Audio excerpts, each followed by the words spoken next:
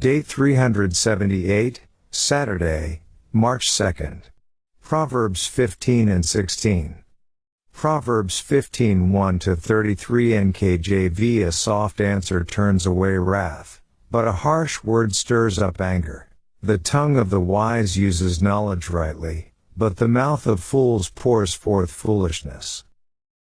The eyes of the Lord are in every place, keeping watch on the evil and the good. A wholesome tongue is a tree of life, but perverseness in it breaks the spirit.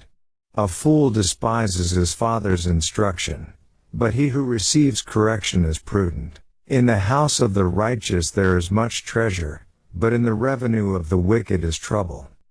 The lips of the wise disperse knowledge, but the heart of the fool does not do so.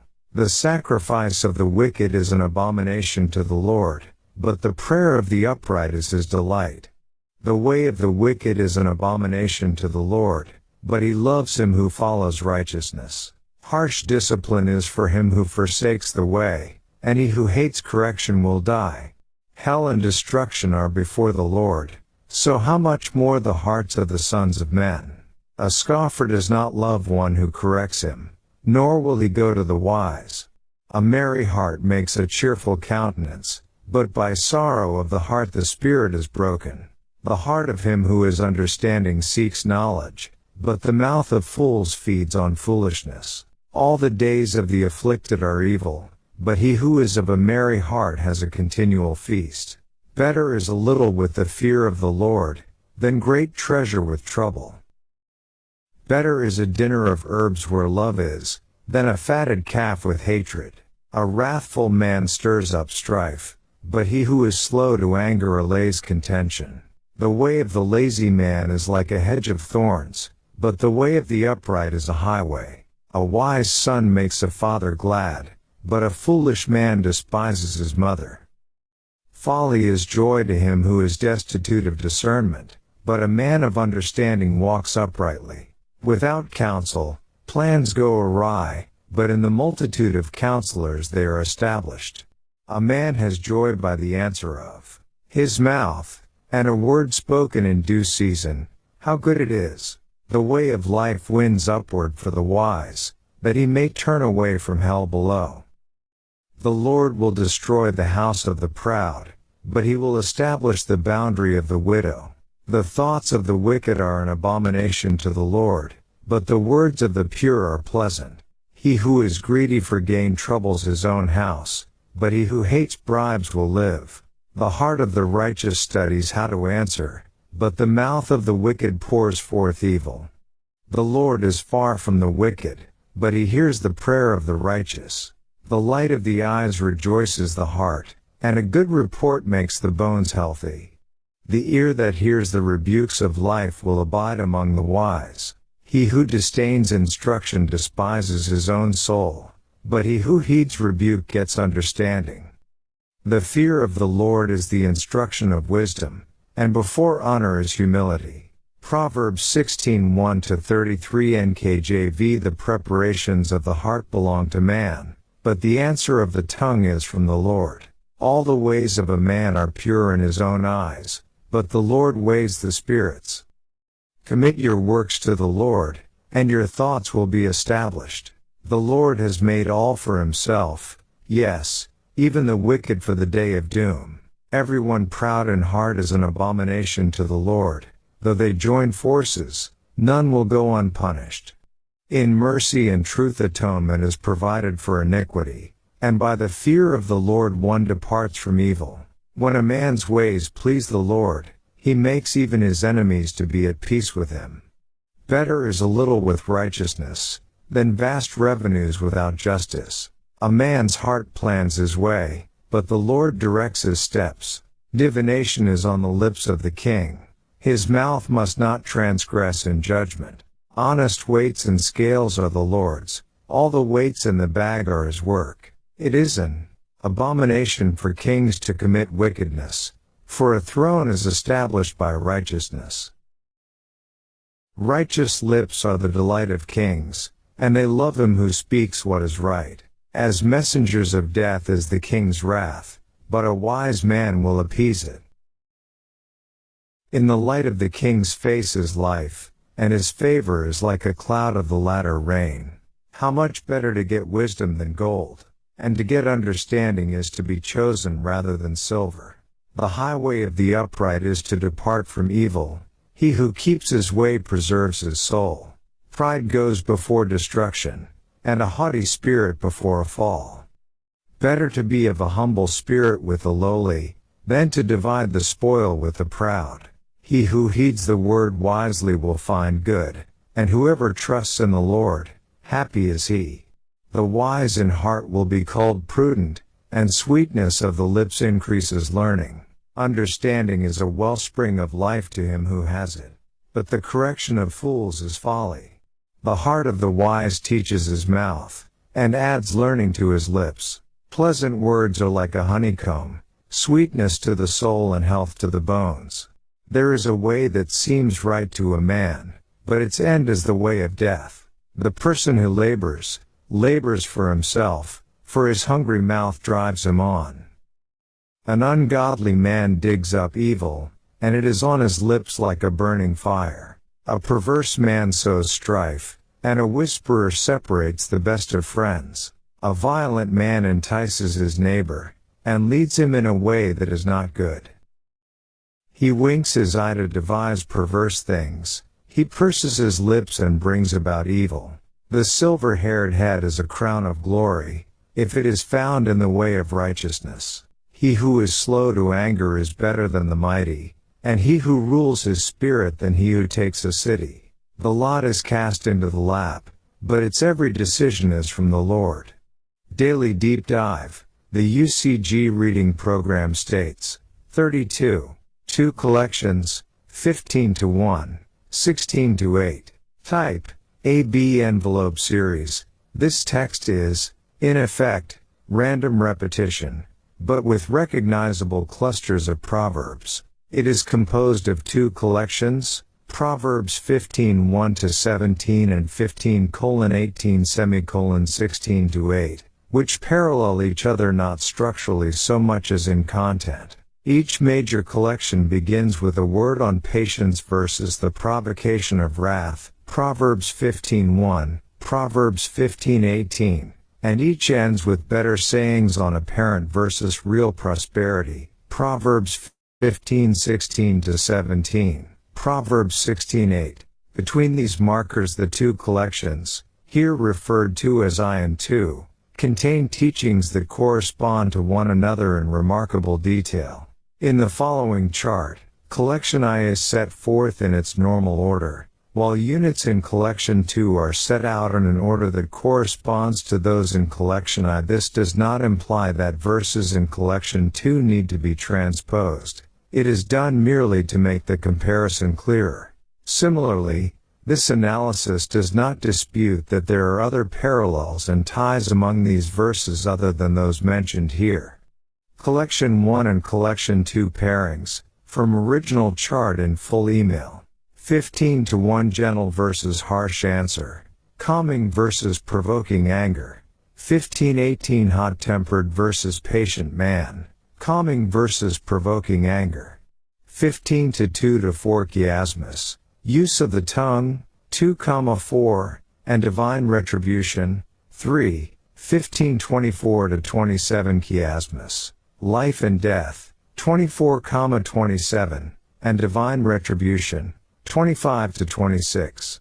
15-5 foolish son, heeding admonition, 15-20-22 wise/foolish son, need for advisors, 15-6 income of righteous/wicked, 15-19 way of sluggard/upright, 15-7 speech of the wise/fools, 15-28 speech of the righteous/wicked, 15-8-9 Lord rejects sacrifice of the wicked, 15-29 Lord rejects prayers of wicked, 15-10-11 severity of the Lord's dealing with people, 15:33 16-7 the Lord's ways of judgments, 15:12-15 accepting/rejecting correction, 12,14 cheerful face and heart, 15:30-32 cheerful look and heart correction, 30 Accepting/rejecting correction,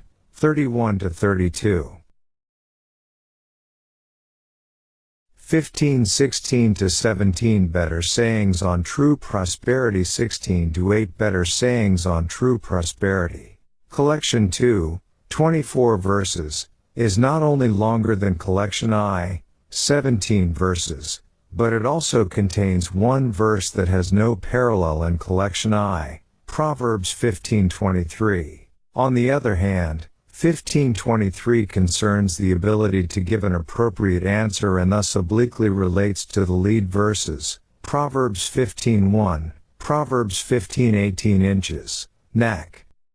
Verse 1 concerns not only what we say, but how we say it. It is important to maintain calm in most situations, for peaceful dialogue is usually much more effective in a dispute than screaming.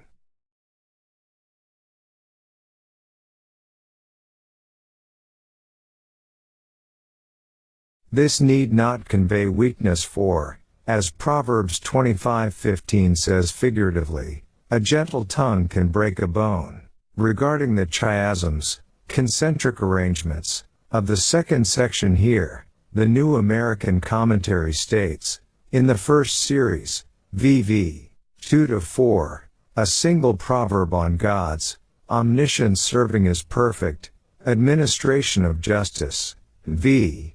3, falls between two proverbs on the use of the tongue, VV 2-4.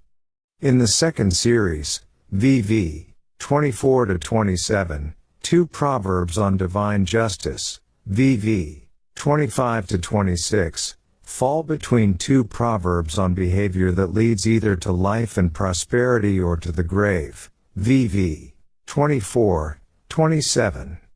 In both sections, the middle proverbs reveal that the moral principles that govern the world are not mere abstractions but are actively maintained by God's intervention. Note on verses 15-2-4, 24-27. In verse 24, grave, NIV, rather than hell, as it is commonly defined today, is the proper translation of the Hebrew Sheol. The verses of section 6, Proverbs 15:8-9, Proverbs 15:29, show the importance of proper attitude and manner of life in the worship of God. He will not accept a mere pretense of piety. See also Proverbs 21:27. The Cincino commentary notes on Proverbs 15:9, as a pendant to what precedes, in verse 8, this verse is of the highest importance, because it clearly defines the final test of a man's religion. The criterion is not his scrupulous performance of rites such as sacrifice and prayer, but the way of life he treads in is ardent. The form of the verb is intensive, pursuit of righteousness. Note on verse 9. In verse 11, hell, Sheol, the grave, and destruction represent the fate of all people, the coming of death and what lies beyond being a great mystery in ancient times, as it is to most today. If this inscrutable mystery is before the Lord, that is, laid out before him as within his purview and understanding, how much more is he able to discern the inner heart of human beings, which is not so hidden as the greater mystery. Verse 20 is similar to the opening proverb of Solomon's major collection, beginning with an identical first colon, 10-1. Proverbs 15:22 recalls Proverbs 11:14. In verse 30, where the KJV and NKJV have the light of the eyes, which rejoices the heart, the NIV says a cheerful look, that is, from someone else. The contemporary English version paraphrases this as a friendly smile. Compare the light of the king's face in Proverbs 16:15. The verses of what is marked above as section 7 of collection 2, 15:33:16-7, linked by their focus on how the Lord deals with people, bring to a conclusion the first half of Solomon's core collection. In fact, Proverbs 16:4, as the Zondervan NIV Study Bible points out, is the middle verse of this section of Proverbs, 10:1:22:16, aptly summarizing the Lord's sovereignty over every human thought and action. The verse also occupies the central position in a series of 7 verses, 1-7, at the beginning of ch. 16, the middle chapter in the book of Proverbs. Each of the 7 verses features the name Yahweh, typically represented in English translations as Lord but meaning He is who He is, the eternal or self-existent One, again stressing His supreme position as Lord over all. Note on verse 4. While Proverbs 15:28 shows the importance of studying how to answer, Proverbs 16:1 balances this with the fact that human preparation has its limitations. Having done what we can, we must rely on God to enable us to always say what we need to, and He will help us in what we need to say in critical situations. Compare Mark 13:11, Luke 21:12-15. Proverbs 16:2 shows that human beings are prone to self-deception when it comes to our own motives. The interaction of the 2 lines in this proverb suggests that Yahweh is better able to discern our motivations than we are, hence the need for wisdom and instruction in standards outside ourselves. NIV Application Commentary, note on verse 2. Verse 4, the central verse noted above, has seemed to some to say that God has created the wicked to destroy them. The point, rather, is that God has made all to fulfill His purposes and that even those who choose wickedness do not thwart His plan but fit within His purposes, in their case meeting the judgment He has already determined.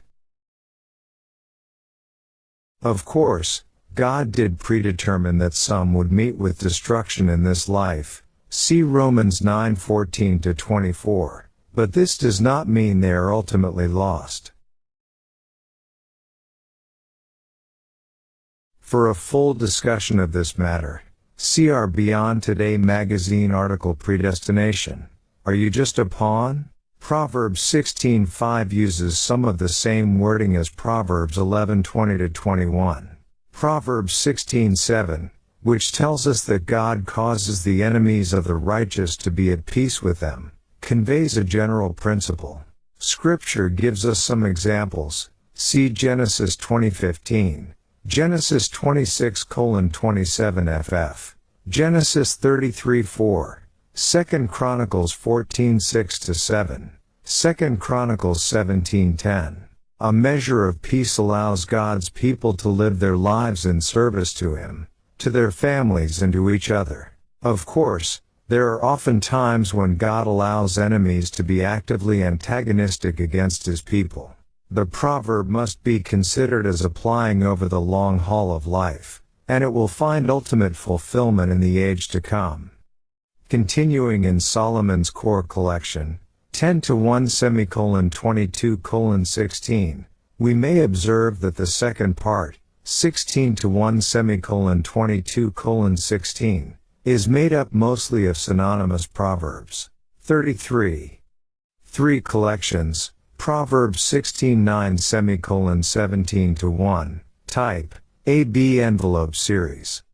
These proverbs are in a threefold AB envelope series, as follows: Collection IA, Human Plans and Divine Providence, 16-9, 9 Proverbs, 16:10-18, B, Better Saying on Humble Circumstances, 16:19, Collection 2A, Prosperity Through Careful Decision-Making and Faith in God, 16:20. 11 Proverbs, 16:21-31, B, Better Saying on Patience, 16:32, Collection 3A, Casting Lots and Divine Providence, 16:33, B, Better Saying on Humble Circumstances, 17-1. The verses marked A, Proverbs 16:9, Proverbs 16:20, Proverbs 16:33, all concern divine providence over human affairs. The issue in these verses is wisdom in the decision-making process. Whether one makes detailed plans or resorts to casting lots, events and circumstances are all in God's control. As such, the wise are cautious but above all put their faith in God and not in human plans. The verses marked B, Proverbs 16:19, Proverbs 16:32, Proverbs 17:1, all imply that a peaceable attitude makes the position that is apparently lower or less aggressive preferable to one of power. All are better sayings. Set in context with the A sayings, these texts imply that success is not necessarily to be measured by the size of one's bank account. The intervening verses in texts 1 and 2 do not correspond to one another, unlike Proverbs 15:1-16-8, but several discrete groups are apparent in these collections. Collection 3 has no intervening verses at all. NAC. Verses 10-15 concern righteousness in government and are organized.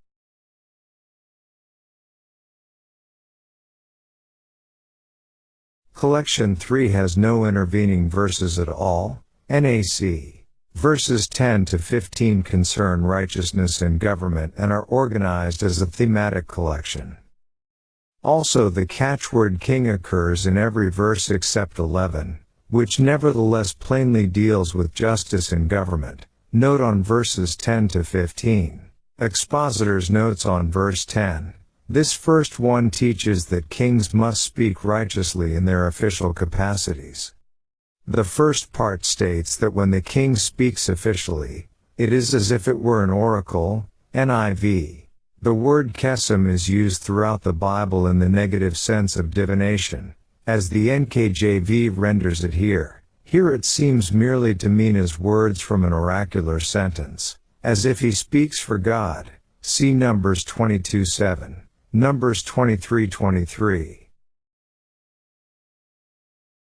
The effect of this is that his mouth should not betray justice. Regarding Proverbs 16:11, mentioned above as the only proverb in verses 10-15 that doesn't include the word king, Soncino notes, this verse is misunderstood by the modern expositors who hold it to refer to honest weights and measures, as in Proverbs 11:1.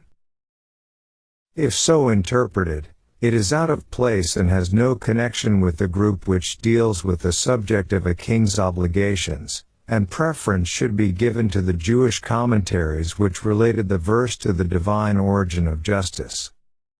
The phrase, a just balance and scales, is an unlikely translation, since tzedek, righteous or fair, would have been used instead of mishpat, judgment, if the meaning were just balance, cf. Leviticus 19:36. The correct rendering is, the balance and scales of justice are the Lord's, i.e. they are not something arbitrary which each king can manufacture to suit his convenience. They are fixed by God and delivered into the king's keeping to administer fairly.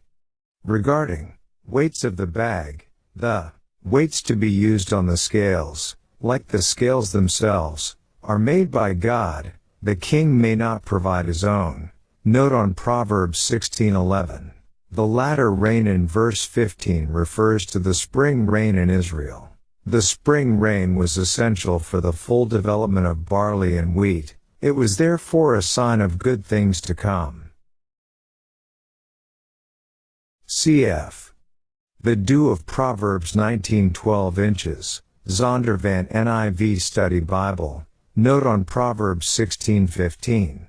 Verse 18 shows that pride and arrogance are short-lived. This should be an encouragement in the face of the apparent prosperity of the proud. But it is also meant as a warning to us against self-exaltation. Compare 1 Corinthians 10:12. Verse 21 says that sweetness of the lips increases learning. The sweetness here corresponds to verse 24. Pleasant words are like a honeycomb. The point of verse 21 is that the wise will carefully choose appealing language in teaching others so as to promote learning. See also verse 23. Verse 25 repeats Proverbs 14:12. We can't just go by what seems right. We must listen to what God has to say. Here, following the Proverbs on teaching, this saying also states our need for an external reference point by which we set our course. NIV Application Commentary. Note on Proverbs 16:25. Verses 27 to 30 describe the man who has evil schemes and are another thematic unity. Verses 27 to 29 concern the evil machinations of the scoundrel, the perverse man, and the violent man, and v. 30 is a conclusion or commentary on those three descriptions.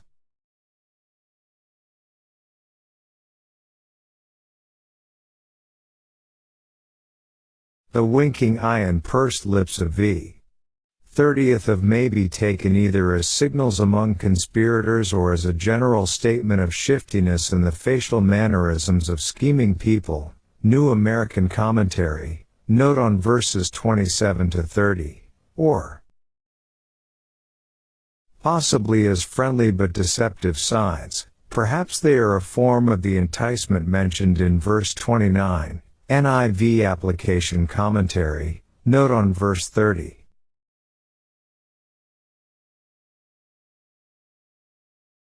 In verse 32, mastering the self, such as in controlling one's temper, is a far greater achievement than external conquest. The lot of verse 33 is thought by some to refer to the use of the Urim and Thummim by the high priest.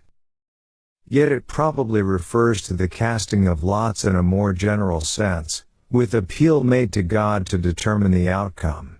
The Zondervan NIV Study Bible comments, here the lot may have been several pebbles held in the fold of a garment and then drawn out or shaken to the ground. It was commonly used to make decisions. Note on verse 33. Jesus' disciples used the casting of lots to make an important decision prior to the outpouring of the Holy Spirit. See Acts 1:26. And, chapter 15, verse 10, when we step off the path, God can provide gentle correction to help us get back on the path. If we respond, our loving Father doesn't need to be harder on us. However, for our good, the further we are off the path, God's strong correction of love to return us to the path is necessary. But ultimately, eternal death lies ahead to those who choose to willfully walk off the path.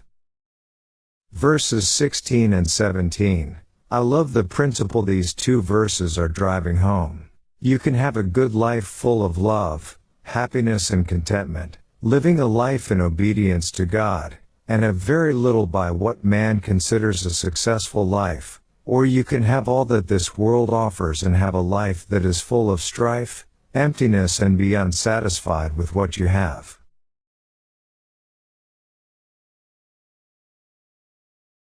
What do I value, and what do I prioritize?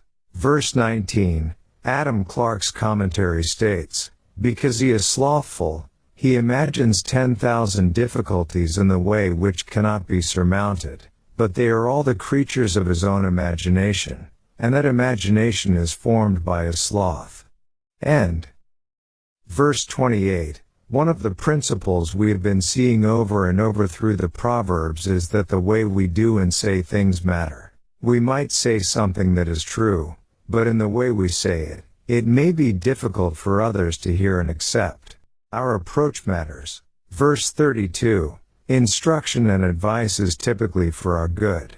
If we aren't willing to listen to wise instruction and advice, we likely are harming ourselves. Chapter 16, verse 4, John Gill's commentary has this to say regarding even the wicked. This is added to illustrate the general proposition in the preceding clause, and to obviate an objection that might be taken from the destruction of the wicked, against all things being for the glory of God, for even the destruction of the wicked, which is under a divine appointment, is for his glory. It is not the sense of this text, nor of any other passage of Scripture, that God made man to damn him, nor is this to be inferred from the doctrine of predestination. And, God's plan is perfect, and he will be glorified. Verse 9, how comforting that in spite of our own efforts to make plans and try to move forward, that those who love God and fear him, that God works to direct and lead us.